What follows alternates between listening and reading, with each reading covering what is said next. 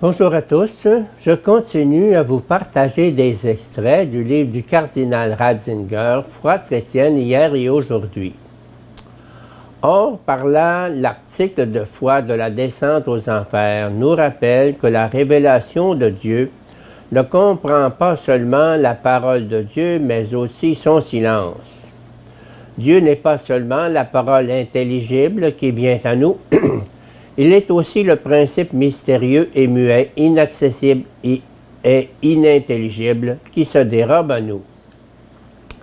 Dans le christianisme, il y a certes un primat du logos, de la parole, sur le silence « Dieu a parlé »,« Dieu est parole ».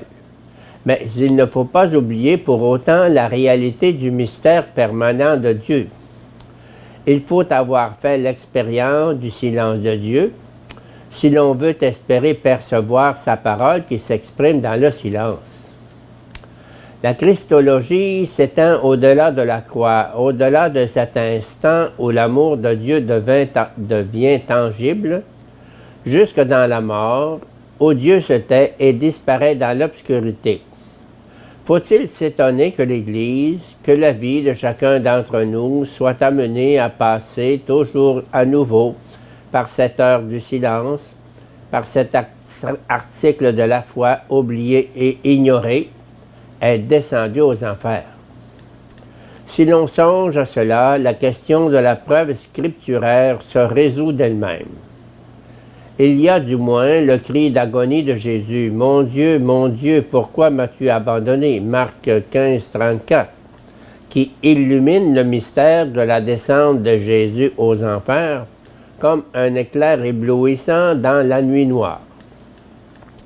N'oublions pas que cette parole du crucifié reprend le premier verset d'une prière d'Israël, psaume 22, 2, où sont résumées de façon bouleversante à la fois la détresse et l'espérance de ce peuple, élu par Dieu et paraissant à cause de cela même profondément délaissé par lui. Cette prière jaillit de la détresse profonde de l'absence de Dieu, se termine par un hymne à la grandeur de Dieu. Cela aussi est présent dans l'écrit de Jésus que Kaisman a appelé récemment une prière jaillie des profondeurs de l'enfer, l'adoration du premier commandement s'élevant dans le désert de l'apparente absence de Dieu. Le Fils garde la foi alors qu'elle semble avoir perdu tout sens et que la réalité terrestre manifeste l'absence de Dieu, dont parle non sans raison le premier larron et la foule moqueuse.